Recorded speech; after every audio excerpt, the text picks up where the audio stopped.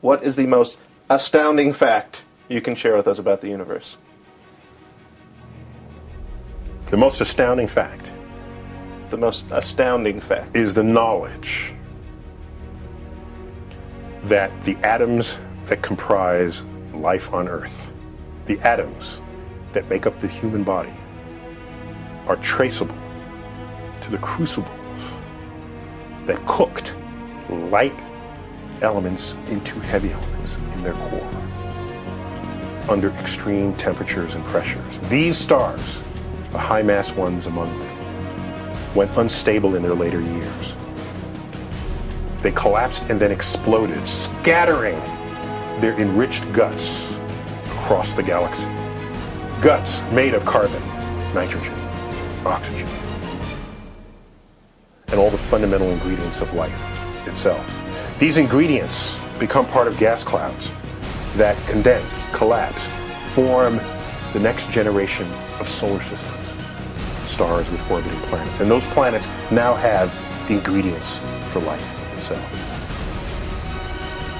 So that when I look up at the night sky, and I know that, yes, we are part of this universe, we are in this universe, but perhaps more important than both of those facts is that the universe is in us.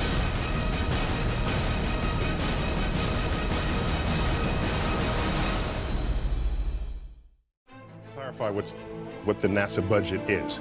The bank bailout, that sum of money is greater than the entire 50-year running budget of NASA. Wow. And so when someone says we don't have enough money for this space probe, I'm asking, no, it's not that you don't have enough money. It's that the distribution of money that you're spending is warped in some way, that you are removing the only thing that gives people something to dream about tomorrow. Tired of saying this, but I'll have to say it again. The NASA budget is 0.4 penny on a tax dollar. If I held up the tax dollar and I cut horizontally into it 0.4% of its width, it doesn't even get you into the ink. So I will not accept a statement that says we can't afford it.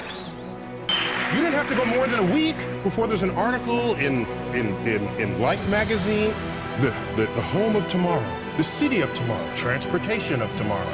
All that ended in the 1970s. After we stopped going to the moon, it all ended. We stopped dreaming. And so I worry that decisions that Congress makes doesn't factor in the consequences of those decisions on tomorrow. Tomorrow's gone. You know what? They're playing for tomorrow, metaphoric tomorrow, not the literal tomorrow. They're playing for the quarterly report. They're playing for the next election cycle. And that is mortgaging the actual future of this nation. I want to know, because we've had a space program for a long time. And what we've gotten out of it is Tang and LASIK surgery. Oh, come on. You know what we got? Wait. You know what we got out of it? What did we get? I'll tell you exactly. I'm not even going to list the spin-offs. I could, but I'm not. I'm going to list something else. List three. It transformed the culture of the United States of America in that decade to be one of innovation and discovery. And when you have that as part of your culture, you innovate. When you innovate,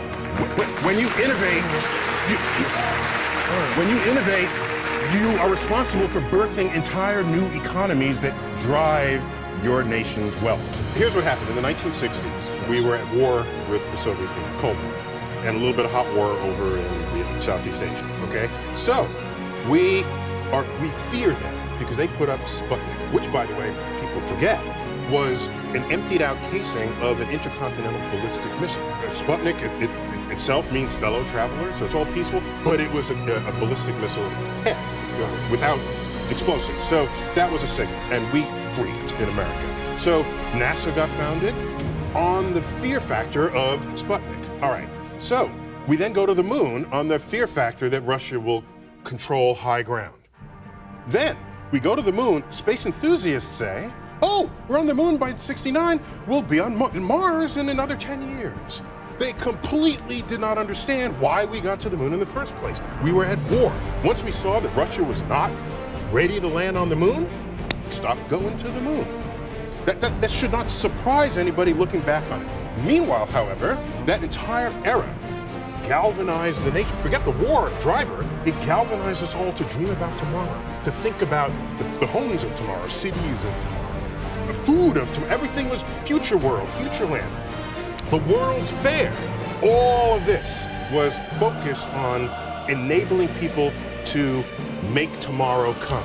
That was a cultural mindset that the space program brought upon us. And we reaped the benefits of economic growth because you had people wanting to become scientists and engineers who are the people who enable tomorrow. If you double NASA's budget right now to half a penny on a dollar, make it a penny.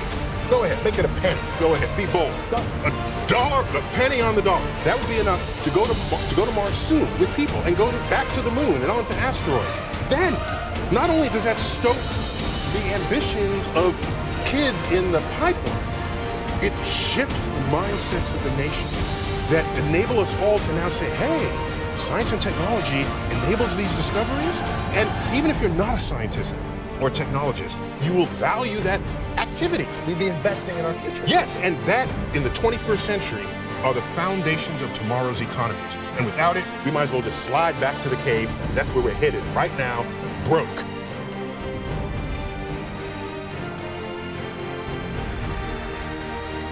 What I'd like is a suite of launch vehicles where we can just choose what destination we want for whatever reason that drives it. It could be scientific, it could be touristic, it could be geopolitical. And that way, the solar system becomes our backyard. And to advance the space frontier, you have to innovate when tomorrow you do something that you did not do today. And that's the culture I want to resurrect from that era.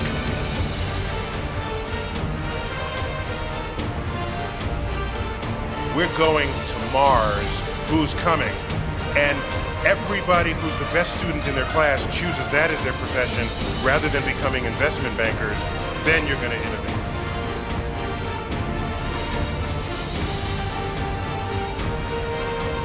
It's not that we can't afford it, it's that we have chosen to not afford it.